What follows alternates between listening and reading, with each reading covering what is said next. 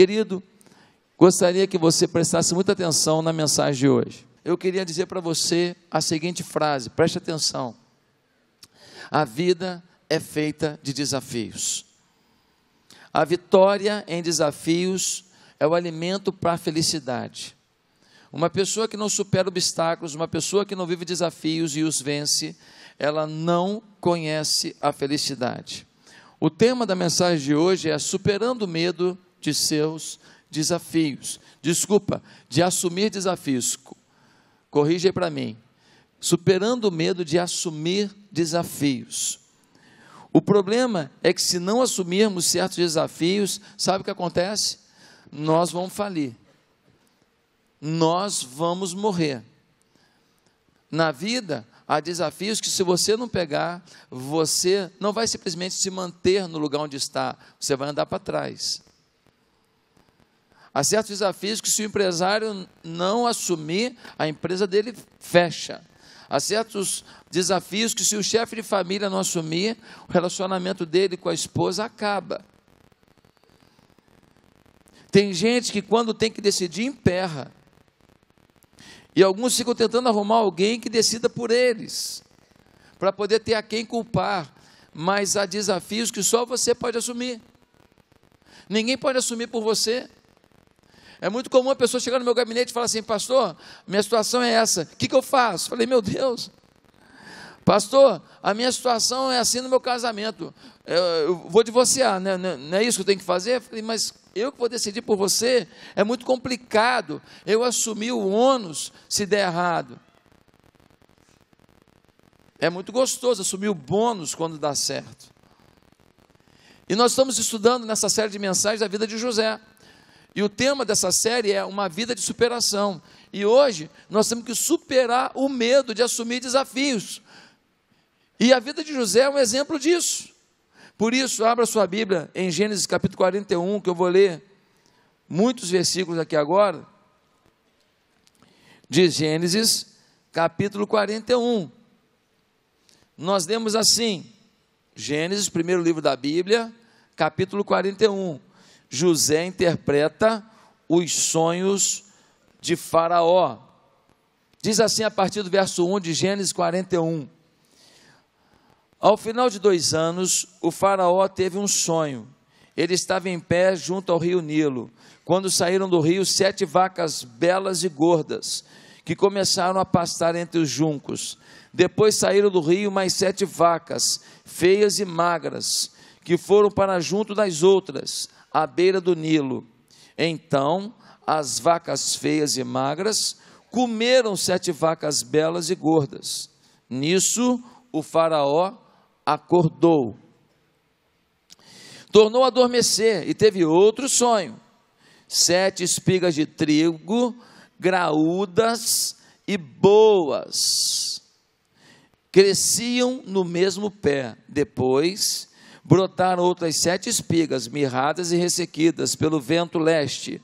As espigas mirradas engoliram as 7 espigas graúdas e cheias. Então Faraó acordou, era um sonho. Pela manhã, perturbado, mandou chamar todos os magos e sábios do Egito. Ele lhes contou os sonhos, mas ninguém foi capaz de interpretá-los. Então, o chefe dos copeiros disse ao Faraó: hoje me lembro de minhas faltas. Certa vez, o Faraó ficou irado com os seus 2 servos e mandou prender-me junto com o chefe dos padeiros na casa do capitão da guarda. Certa noite, cada um de nós teve um sonho e cada sonho tinha uma interpretação. Pois bem, havia lá conosco um jovem hebreu, servo do capitão da guarda. Contamos a ele os nossos sonhos e ele os interpretou, dando a cada um de nós a interpretação do seu próprio sonho. E tudo aconteceu conforme ele nos dissera. Eu fui restaurado à minha posição e o outro foi enforcado. O Faraó mandou chamar José, que foi trazido depressa do calabouço. depois de se barbear e trocar de roupa, apresentou-se ao faraó. O faraó disse a José: tive um sonho que ninguém consegue interpretar, mas ouvi falar que você, ao ouvir um sonho, é capaz de interpretá-lo. Respondeu José: isso não depende de mim, mas Deus dará ao faraó uma resposta favorável. Então o faraó contou o sonho a José: sonhei que estava em pé à beira do Nilo, quando saíram do rio 7 vacas belas e gordas, que começaram a passar junto aos juncos, depois saíram outras 7, raquíticas, muito feias e magras. Nunca vi vacas tão feias em toda a terra do Egito. As vacas magras e feias comeram as 7 vacas gordas que tinham aparecido primeiro. Mesmo depois de havê-las comido, não pareciam que tivessem feito, pois continuavam tão magras como antes. Então acordei. Depois tive um sonho, vi 7 espigas de cereal cheias de boas, que cresciam no mesmo pé. Depois delas brotaram outras 7, murchas e mirradas, ressequidas pelo vento leste. As espigas magras engoliram as espigas boas. Contei isso aos magos, mas ninguém foi capaz de explicá-lo. O faraó teve um único sonho, disse-lhe José. Deus revelou ao faraó o que ele está para fazer. As 7 vacas boas são 7 anos. As 7 espigas boas são 7 anos. Trata-se de um único sonho. As 7 vacas magras e feias que surgiram depois das outras, e as 7 espigas mirradas, queimadas pelo vento leste, são 7 anos. Serão 7 anos de fome, de fome. E é exatamente como eu disse a Faraó. Deus mostrou ao faraó aquilo que ele vai fazer. 7 anos de muita fartura estão para vir sobre toda a terra do Egito, mas depois virão 7 anos de fome. Então todo o tempo de fartura será esquecido, pois a fome arruinará a terra. A fome que virá depois será tão rigorosa que o tempo de fartura não será mais lembrado na terra. O sonho veio ao faraó 2 vezes, porque a questão já foi decidida por Deus, que se apressa em realizá-la. Procure agora o faraó um homem criterioso e sábio e coloque-o no comando da terra do Egito. O faraó também deve estabelecer supervisores para recolher 1/5 da colheita do Egito durante os 7 anos de fartura. Eles deverão recolher o que puserem nos anos bons que virão e fazer estoques de trigo que, sob o controle de faraó, serão armazenados nas cidades.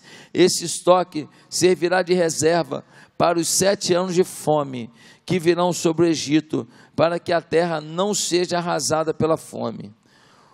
O plano pareceu bom ao faraó e a todos os seus conselheiros, e por isso o faraó lhes perguntou: será que vamos achar alguém como este homem, em quem está o Espírito Divino? Disse, pois, o faraó a José: uma vez que Deus lhe revelou essas coisas, não há ninguém tão criterioso e sábio como você. Você terá o comando de meu palácio, e todo o meu povo se sujeitará às suas ordens. Somente em relação ao trono serei maior que você. E Faraó prosseguiu: entrego a você agora o comando de toda a terra do Egito. Em seguida o Faraó tirou do dedo do seu anel selo e colocou no dedo de José. Mandou vestir com linho fino e colocou uma corrente de ouro em seu pescoço. Também o fez subir em sua 2ª carruagem real, e à frente os arautos iam gritando: abram o caminho! Assim José foi colocado no comando de toda a terra do Egito.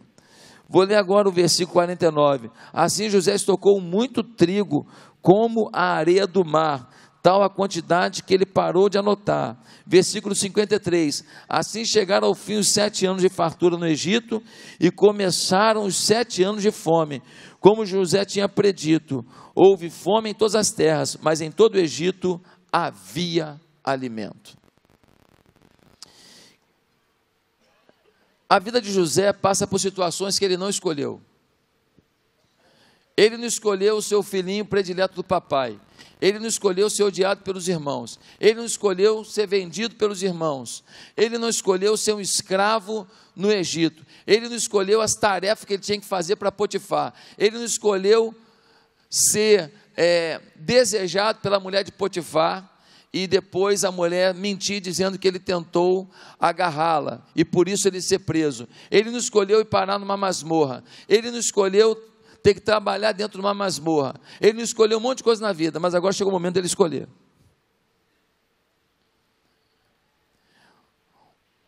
O copeiro do rei estava junto com ele na prisão, e lá ele revela o sonho do copeiro. Ele fala para ele: olha, quando você estiver com o faraó, o nosso rei lá, você fala para ele que eu estou aqui injustiçado, eu estou aqui na prisão, mas eu não fiz nada de errado. 2 anos se passam e o rapaz não falou nada. 2 anos se passam e José continua lá na prisão dizendo: aquele copeiro miserável não falou nada de mim, ele me esqueceu. Agora ele está lá na prisão, 2 anos depois, e o faraó tem um sonho com 7 vacas gordas, lindas, vacas maravilhosas. E de repente aparecem mais 7 vacas magras, muito magras, raquíticas, e essas vacas magras engolem as gordas e continuam magras.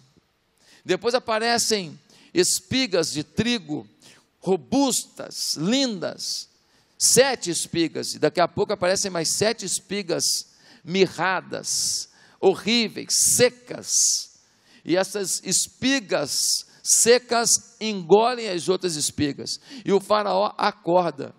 Ele acorda, mas o Espírito de Deus fala com ele: isso não é um sonho comum não, hein?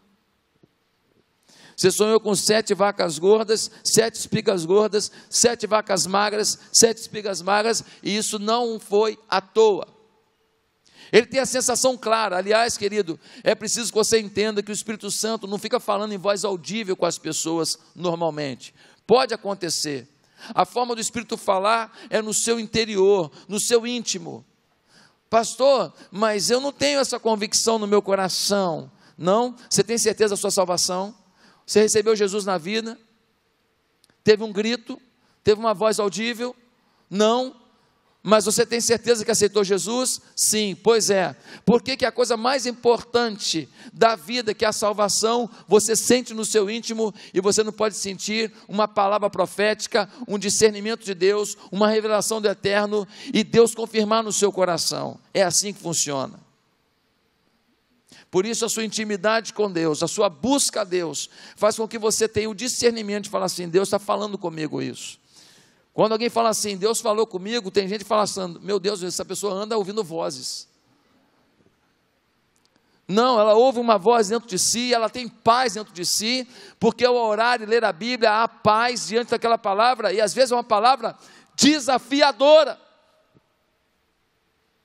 Nós temos que recuperar a essência profética. Precisamos ouvir a voz de Deus e crer no que ouvimos e fazer o que sentimos. Podemos ouvir um conselheiro, podemos ler as Escrituras, podemos ouvir a orientação dos nossos pais espirituais, e tudo isso corrobora para que uma palavra profética de Deus em nosso coração se confirme. Querido, a vida de José foi marcada por situações que ele não escolheu, mas agora ele revela o sonho de Faraó. Por quê? Porque o copeiro do rei falou: o rei só está perturbado, chamou os magos todos do Egito, ninguém revelou seu sonho. Eu conheço um rapaz hebreu, ele está lá na prisão, e ele um dia revelou meu sonho. Eu e o padeiro tivemos um sonho, que eu voltaria para trabalhar para o Senhor, e que o padeiro morreria em 3 dias, e foi exatamente isso. O faraó disse: manda chamar esse moço. Chega lá na prisão, alguém falando: quem é José aqui? O chefe da prisão fala: é aquele moço lá. Diga a ele que o faraó quer falar com ele. Ele chega para José e fala assim: José, o faraó quer falar com você. Acho que por dentro José falou assim: yes, chegou a minha vez. E agora ele vai até o faraó, mas ele vai de qualquer jeito? Não. O que ele fez? Roupa limpinha, barba feita, perfume, cheirinho na boca. Ele se arrumou, ele se preparou, ele chega diante de Faraó, cabelo penteado, arrumado. Ele chega lá e o faraó fala para ele: olha, estou sonhando com um negócio de vaca gorda, vaca magra, espiga gorda, espiga magra, e as magras engolem e continua magra. E me disseram que você revela sonho. imediatamente ele posiciona Faraó, ele diz assim, eu não, mas o meu Deus pode fazer qualquer coisa. E aí ele diz, olha, as 7 vacas gordas e 7 espigas gordas é a mesma coisa. As 7 vacas magras e espigas magras é a mesma coisa. O que Deus está dizendo para o Senhor é que vai haver 7 anos de muita fartura no Egito. O que plantar vai render, mas vai render muito. Agora, depois de 7 anos de fartura, o Senhor vai ter uma fome aqui que o Senhor nem vai lembrar do tempo de fartura. Vai ter uma seca aqui que o Senhor não vai nem lembrar que um dia teve fartura no Egito. Essa seca vai engolir a fartura. É um negócio de doido. E Deus está avisando para o Senhor. E por isso eu lhe dou uma sugestão. E a sugestão é, o Senhor deve, durante os 7 anos de fartura, pegar 1/5 de tudo que for produzido. E o Senhor deve tomar 1/5 de tudo que for produzido no Egito. E o Senhor deve armazenar em celeiros. Porque dessa maneira, quando vier o tempo das vacas magras, não vai faltar trigo no Egito, nem para os animais, nem para os humanos, e assim não vai faltar alimento no Egito.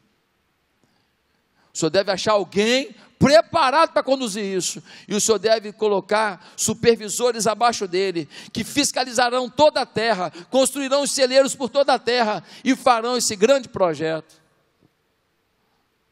Quando ele acaba de falar, o faraó fala assim, para os conselheiros dele, aonde que a gente vai achar um jovem com o espírito do Deus vivo, igual esse jovem aqui? Aonde nós vamos achar alguém com espírito de sabedoria do divino, igual esse jovem aqui? Ele vira para o rapaz que acabou de sair da prisão e fala assim, José, a partir de hoje, aqui no Egito, ninguém há maior do que você, a não ser eu. Toma o meu anel, selo, o que você carimbar com esse anel, as pessoas vão executar. A partir de hoje, eu estou fazendo um processo de seleção, e eu estou recrutando você para ser o vice-faraó.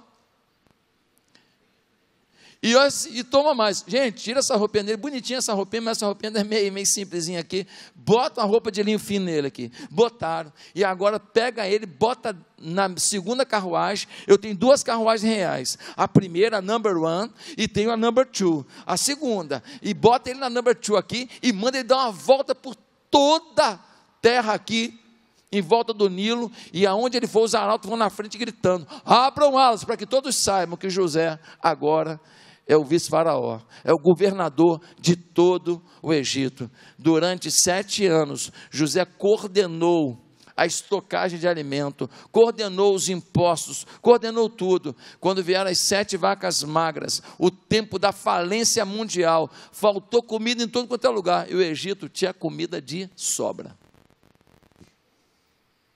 A cada dia José ganhava mais credibilidade, mais sonhos. Agora eu te pergunto, se José não tivesse aceito o desafio,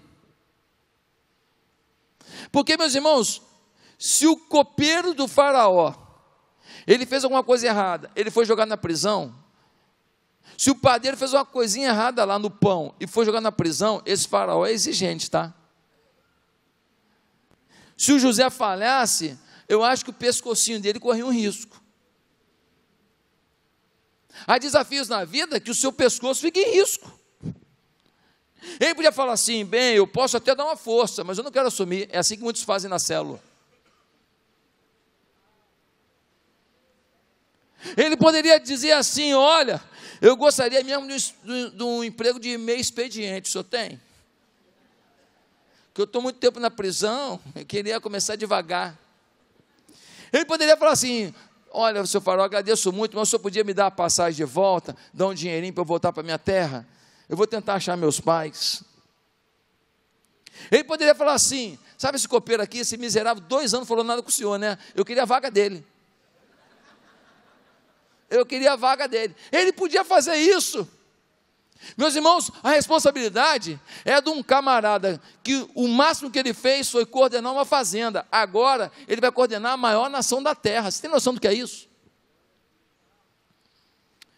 Ah, pastor, mas ele é muito experiente. É realmente, ele tinha 30 anos. Ele tinha 30 anos, ele era filhinho de papai até os 17, fazia nada. Aí ele começa como trabalho braçal numa fazenda, vai crescendo, se torna na fazenda de Potifar o líder da fazenda, e depois ele vira líder de prisão.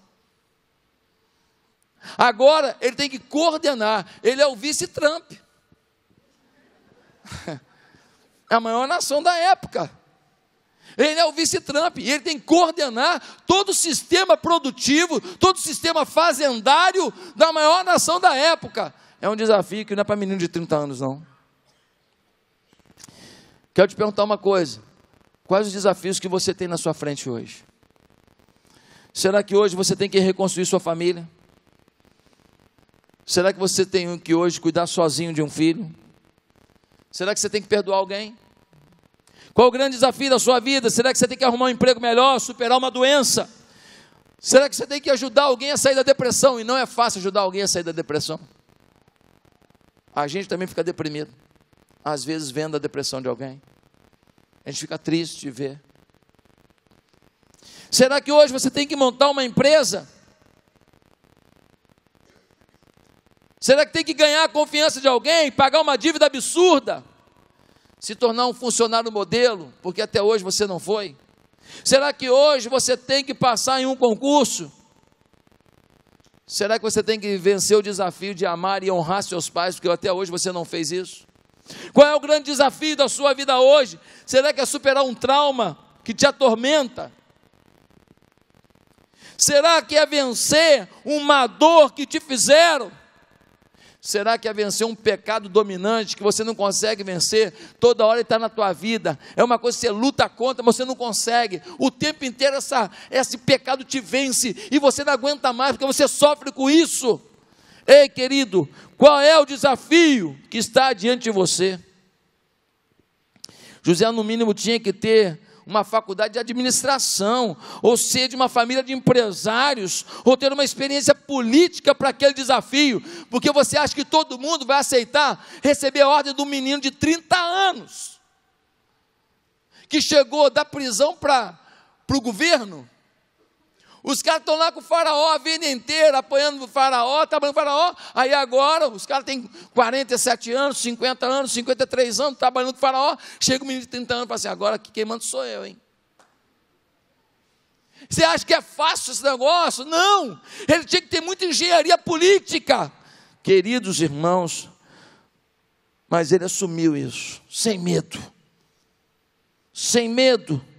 E no capítulo 47, versículo 14, diz que quando todo mundo não tinha nada, começaram a comprar no Egito, e José comprou todo o Egito para Faraó. Faraó se tornou o homem mais rico da história da humanidade. Queridos, os desafios muitas vezes surgem em nossas vidas, e se não surgirem, nosso íntimo vai sugerir que surjam, porque são as vitórias sobre os desafios que conduzem à nossa felicidade. Como superar o medo de assumir grandes desafios? Não sei qual é o seu desafio. Como superar o medo de vencer de assumir grandes desafios? Primeiro, assuma de uma vez por todas que na vida do servo de Deus não existe acaso. Na vida do servo de Deus não existe acaso. Querido, Deus sempre está buscando alternativas para nos conduzir à vida abundante. José, por acaso, trabalhou na casa de Potifar? Por acaso foi preso? Por acaso teve copeiro de Faraó na sua célula? Faça-me um favor, Deus estava preparando ele para assumir o Egito. Ele estava lidando com um oficial egípcio, sabendo como eles funcionam, como eles agem, como eles dialogam, como eles trabalham. Mal sabia ele que era um preparo para um desafio maior. Ele seria chefe de Potifar. Ele estava aprendendo a lidar com toda a hierarquia do Egito. José não forçou nada, não se ofereceu, não manipulou. Não virou e falou assim: olha, Deus manda dizer que eu sou o homem para essa função, Faraó. Ele disse: eu preciso de alguém para coordenar isso. Faraó disse: é você.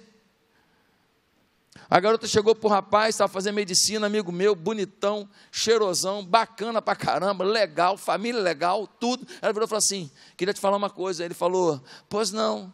Ela disse, eu tive um sonho. Ah, é? Ah, e aí? Deus falou comigo que eu vou casar com você.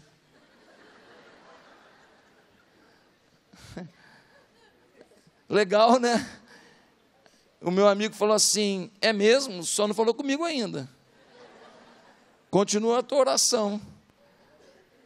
Gente, tem gente tão adepta do acaso que não vê as portas escancaradas pela providência do Senhor. Quando eu recebi o convite para vir liderar a igreja pequenininha aqui na Barra, gente, eu falei, meu Deus, será que é de Deus esse negócio mesmo? 20 e poucas pessoas. Surgiu um americano aqui, já contei isso várias vezes, surgiu um americano aqui, falando que ele ia apoiar uma igreja no meio numa igreja plantada junto à classe média, média alta do Rio de Janeiro, a região da Barra da Tijuca. Eu não sabia se ele ia ajudar mesmo, eu não sabia se ele ia me dar alguma força mesmo, mas só de surgir aquela pessoa, eu falei, meu Deus, eu fui para um congresso, voltei pilhado de viver alguma coisa com Deus. Vem um desafio, um convite do Rio de Janeiro, de uma igreja que vai acabar se não tiver um pastor logo. E agora para esse americano falando que Deus falou com ele no Tennessee para ele apoiar o início de uma igreja na Barra da Tijuca. É muito louco isso. Deus está nisso. Eu não falei, isso é um acaso. Teve pastor amigo meu, amigo do meu pai, que me viu pequeno, me ligou e falou assim, olha, cuidado com o romantismo, hein? Cuidado com o romantismo, você tem mulher, você tem 2 filhos, cuidado, as coisas não são bem assim não, cuidado. Meus amados irmãos, foi a melhor decisão da minha vida vir para cá. Só perde para 2 decisões, a de aceitar Jesus e casar com a pessoa que eu casei.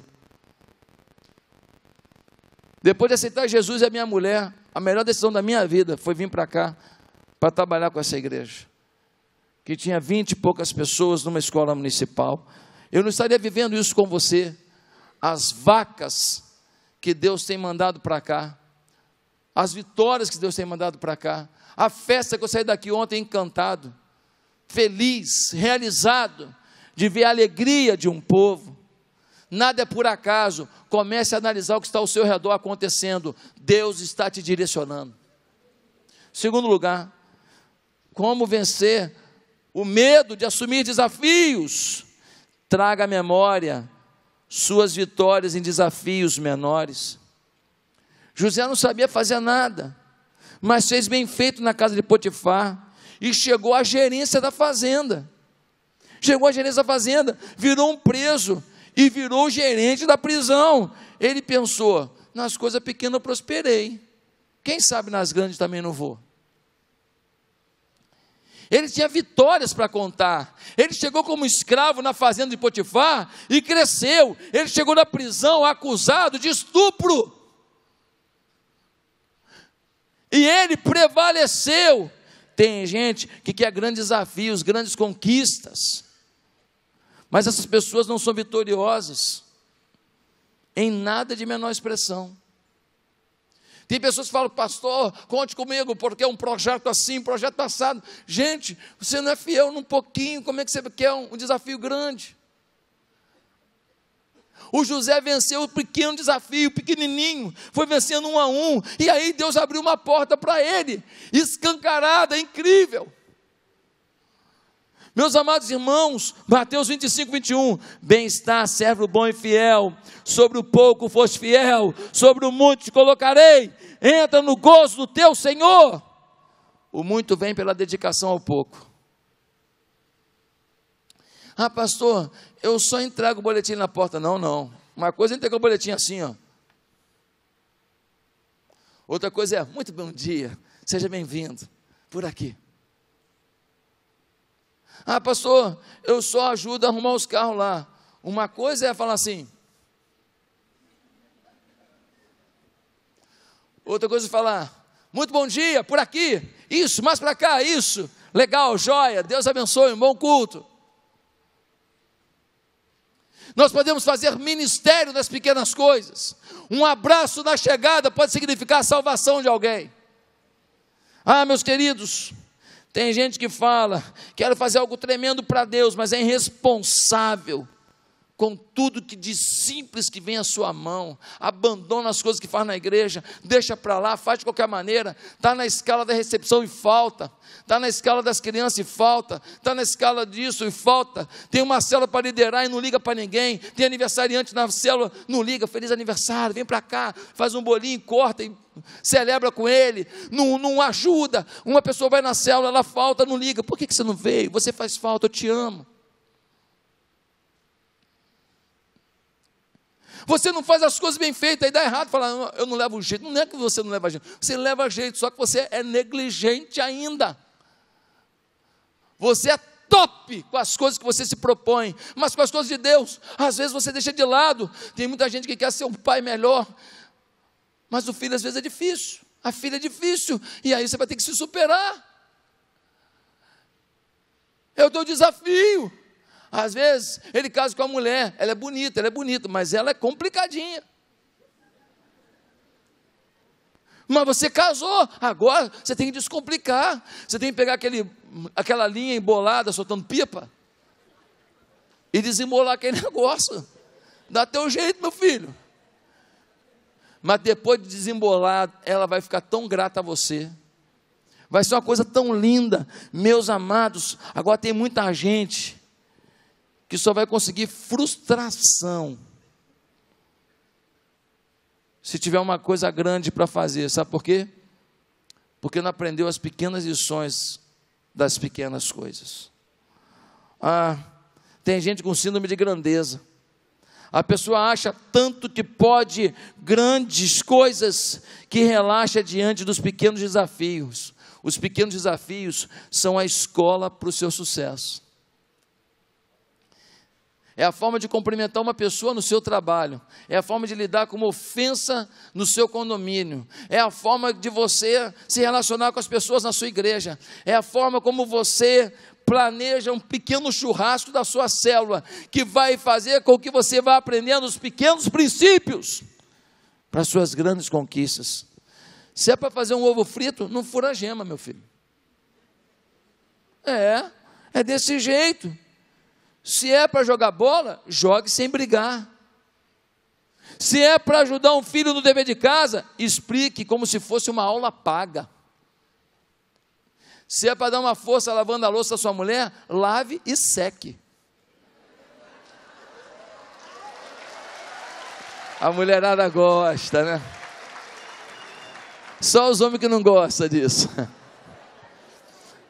Daqui a pouco sobra para elas, querido. Daqui a pouco levanta a nossa moral. Terceiro lugar, como superar o medo de assumir grandes desafios? Seja mais que o anunciador do caos, seja um promotor de soluções. Ele falou, 7 vacas gordas, depois, meu filho, 7 anos de seca. O farol falou assim, meu Deus, e agora? Vamos comer, mas não dá para ficar com as barrigas sobressalentes, tudo assim, enfileirada. Vamos comer, mas depois vai vir um tempo difícil. José, ninguém perguntou nada a ele, mas ele falou assim, mas eu tenho a solução. Ué, como assim? Pode falar. Aí o menino de 30 anos deita e rola. Pega o PowerPoint dele. Se o senhor pegar 1/5, 20% de tudo que for produzido, o senhor armazenar em celeiros, construir celeiros, vai ser um tempo de tanta abundância, o senhor vai ter na balança comercial, tudo muito favorável, o senhor vai exportar muito, vai ter dinheiro para construir os celeiros, a economia vai arrebentar, e aí o senhor faz o seguinte, se o senhor pegar 1/5, 20%, e colocar de lado, durante 7 anos, o senhor vai ter comida para alimentar todo o povo, porque cada pessoa come tanto por dia, e somando toda a população do Egito, multiplicado assim assado, com isso é suficiente e ainda sobra. Ele falou, você está falando sério? Estou. O farol fala assim, onde que eu vou arrumar alguém assim? Sabe qual é o problema da gente? A gente tem mania de levar problema e não soluções. Um dia desse uma pessoa falou, pastor, não. Eu falei, meu irmão, me arruma uma solução e depois fala comigo, hein?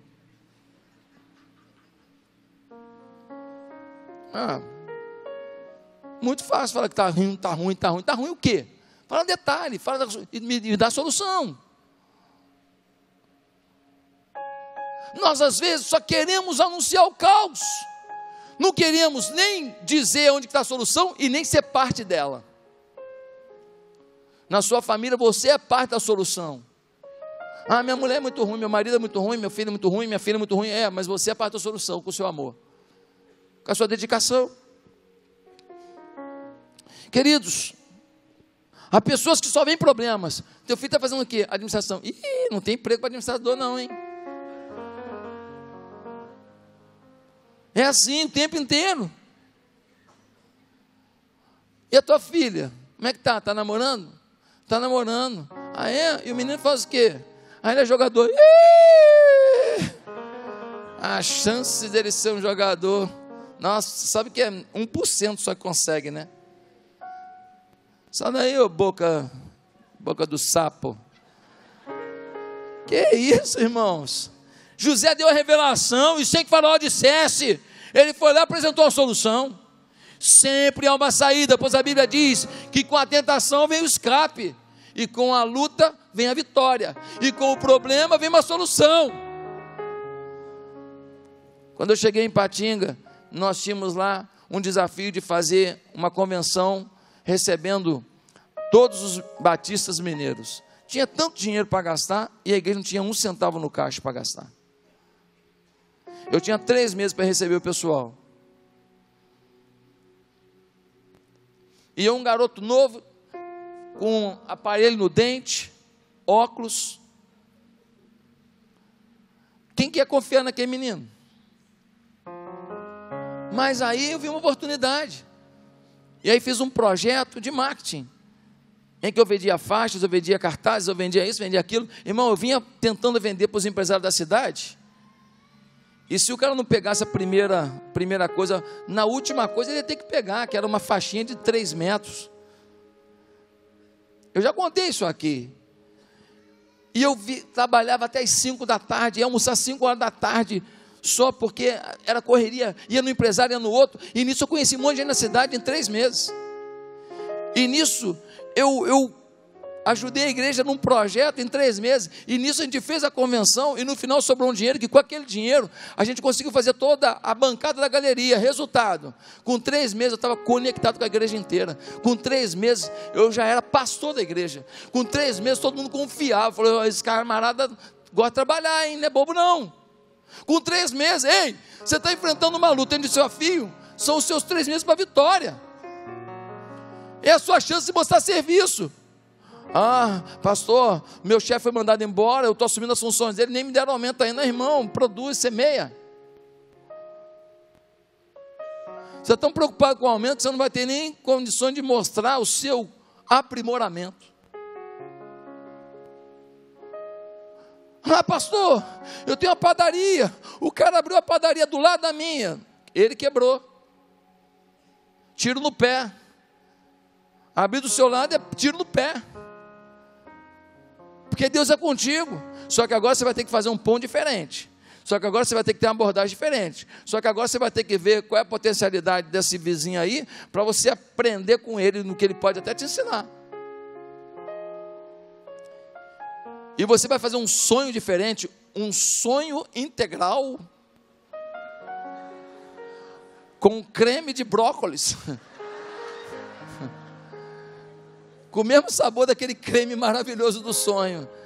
Meu irmão, você vai criar uma receita nova aí que vai bombar. Você tem que crer em você. Quando a gente reunia aos domingos na escola municipal, eu consegui um horáriozinho na segunda-feira, num centro de convenções aqui na Barra. Mas eu não tinha nem gente para levar. O que eu fazia? Convidava um monte de gente, convidava as bandas, convidava não sei o que lá, chegava lá, dava aquela quantidade de gente lá, e a gente fazia uns cultos lá, e a gente botava um trabalho de criança, e no cartaz a gente anunciava o projeto dos adultos e das crianças. De criança chamava Kids Mania. Eu não tinha dinheiro para fazer 2 cartazes, era um cartaz só, tinha um negócio assim, tipo um risco assim no meio, anunciava uma coisa de um lado, outra coisa do outro, e assim a gente foi. Dá teu jeito, dá teu salto, Tem um texto na Bíblia que diz que a necessidade faz o sapo pular. Não sabe andar? Em quarto lugar, se você quer superar o medo de assumir desafios, aprenda a poupar. Aprenda a poupar. Ah, pastor, eu gasto mesmo, porque eu ganho tão pouco. Olha, tem gente que ganha pouquinho, mas ele bota 100zinho para cá, 100zinho para lá, 100zinho. Daqui a pouco ele tem 1.200. Que compra uma maquininha. Com aquela maquininha ele faz dinheiro. Gol do Brasil.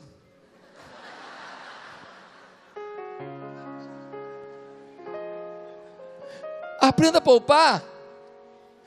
Quando você receber o seu dinheiro, você faz que nem José, 1/5, 20% ele separava.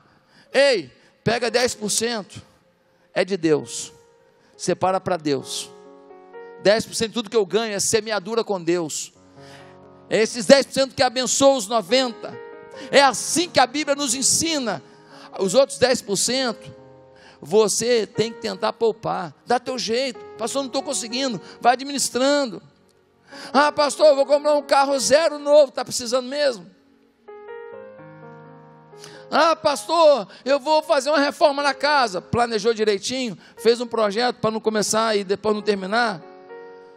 Para fazer de um jeito, depois não dar certo, fazer outro. Às vezes planejar significa você saber até onde vai pelo menos. Ah, mas sai mais caro. Não sai não. Fazer de qualquer maneira, refazer sai mais caro. Ah, pastor, eu como fora quase todo dia. Você é burro. Isso não é inteligente. É caro comer fora todo dia, mas eu tenho dinheiro para isso. Então, querido, leva alguém para comer com você. Porque você comer fora todo dia não é vantagem nenhuma para quem tem tanto dinheiro assim. Agora, levar alguém para provar do que você pode, isso é inteligente. Vai te fazer mais bem ver o outro comendo do que você comendo, que para você não tem novidade. Agora, se você é classe média e come fora todo dia, você deixa de poupar. Porque uma refeição, 100, 150 reais, uma família ali comendo ali, 200 reais ali, a família comendo ali. Se você junta esse dinheiro e você faz um cálculo aí de 12 meses, pode ser as férias que sua família precisa. Mas comida eles não precisam comer fora todo dia, porque tem em casa miojo lamen. Você precisa aprender a poupar. Não jogue tudo fora. Por favor, querido. Quando eu entrei para a informática, alguns não sabem, eu sou formado em informática pela PUC. Eu trabalhei como analista de sistemas há muitos anos. Quando eu entrei para a informática, quando eu comecei a trabalhar nessa área, eu lidei com alguns caras que eram dinossauros da informática. Os caras trabalhavam com aqueles grandes IBMs, eles foram funcionários da IBM, e esses caras ganhavam um Fusca por mês de salário. Um Fusca por mês. Quando eu fui trabalhar com eles, a maioria deles, no máximo que tinha, um pequeno apartamento. O dinheiro entrava e saía. Eles, um falou para mim, eu trocava o meu Chevette, era um Chevette novo, eu trocava o meu Chevette em 6 meses. As vacas gordas passam. Aqui na Barra nós temos a Ilha da Fantasia, em que a gente vai na pilha dos outros, falando, pô, vamos encontrar onde? Ah, vamos comer em tal lugar. A gente nunca tem coragem, às vezes, de falar assim, cara, lá eu não estou podendo não. Ah, por que você não fala? Falando, vamos fazer melhor? Vamos comprar uma picanha poderosa, vamos assar lá em casa? Em vez de comer 3 pedaços, a gente come 7. Engorda com força. Aprenda a poupar, e se o seu desafio privá-lo de algo, você conseguirá contornar esse momento. Aquele cara que poupa, quando a empresa está numa situação difícil, ele tem um capital de giro. Aquela família que poupa na hora de uma doença, a primeira parte da doença, ele tem alguma coisa para não virar um problema. 5, aprenda que não é a idade que determina a maturidade. Tem muita gente de cabelo grisalho e continua menino. Tem muita gente com muitos anos de vida, mas continua menino na fé também. Eu não estou julgando ninguém aqui, mas você tem que avaliar o quão grande você é, grandioso, o quão nobre você é nas coisas de Deus, o quão determinado você é nas coisas de Deus, o quão nobre você é na sua família, o quão nobre você é com os seus filhos, com sua mulher, com o seu marido, com a sua esposa. com seus pais. Coitada da moça que casa com um filhinho de papai. Coitado do rapaz que casa com uma princesinha que não sabe fazer um macarrão com salsicha. Nem em escola pública eu vou poder trabalhar para fazer um macarrão com salsicha, que eu comi tanto na minha infância. Coitado daquele que casa com uma pessoa. Coitada da moça que casa com um cara que senta para ver futebol e grita com a mãe: mãe, me traz isso aí. A moça casar com ele, essa mocoronga, vai ser uma escravizaura na vida dele. Conhecido meu assumiu a empresa do pai com 20 e poucos anos. O pai morreu, câncer. Ele, rapaz, teve que assumir isso. Sabe o que ele fez? Procurou todos os fornecedores do pai. Procurou todos os clientes do pai, os grandes clientes do pai. Foi a todo mundo e falou assim: ó, meu pai morreu, eu tenho que ajudar a tocar a empresa, sustentar minha mãe, e eu queria a colaboração de todos vocês. Os caras viram humildade no rapaz, cada um deles foi ensinando os detalhes para ele. Ele já ia aprendendo com o pai, mas ele era muito novo, estava na faculdade ainda. Ele foi aprendendo. Um menino com 20 e poucos anos assumiu tudo, a empresa prosperou. Em 3 anos a empresa era o dobro do faturamento. O moleque era um baita empresário com 23 anos de idade. Em 6º e último lugar, se você quer assumir grandes desafios, alavanque a sua fé. Nunca José podia imaginar que ele daria conta de liderar uma nação inteira. Mas quando o desafio veio e Deus estava com ele, falou: se Deus é comigo, eu posso. Alavanque a sua fé. José não via a menor possibilidade em si mesmo, nem de desvendar o sonho, quanto mais de desvendar o problema. Ele disse: olha, eu não revelo o sonho não, mas Deus revela. E eu posso fazer se Deus for comigo. Você precisa crer que se Deus te coloca no negócio, Ele vai te dar a solução. Como se desenvolver a sua fé? Como desenvolver a sua fé? 2 coisas. Primeiro, Bíblia. A fé vem pelo ouvir da palavra. Segundo, pelo exercício da fé. Se você não faz nada pela fé, você nunca aprende que a fé funciona. Se você não faz nos seus negócios nada pela fé, se você não faz na sua vida nada pela fé, se você não faz na sua família nada pela fé, não estou falando de irresponsabilidade, estou falando de orar, pedir a Deus, e tem um medinho, mas você fala: não, Deus, eu vou, e você tem paz no coração e vai, e você faz até onde você pode, e Deus te supre. Se você não faz nada pela fé hoje, você não está no centro da vontade de Deus. Essa igreja é uma igreja que vive pela fé.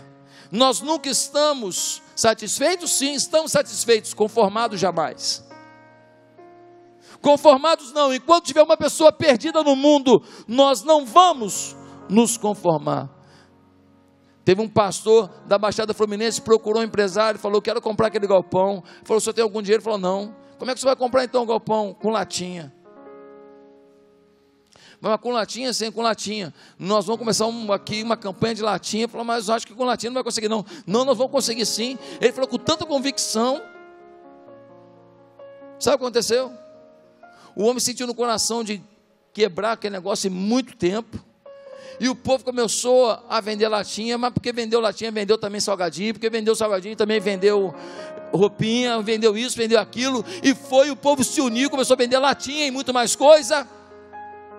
E hoje, aquele galpão está lá, é uma igreja, e o homem que vendeu é membro da igreja, se converteu, aceitou Jesus.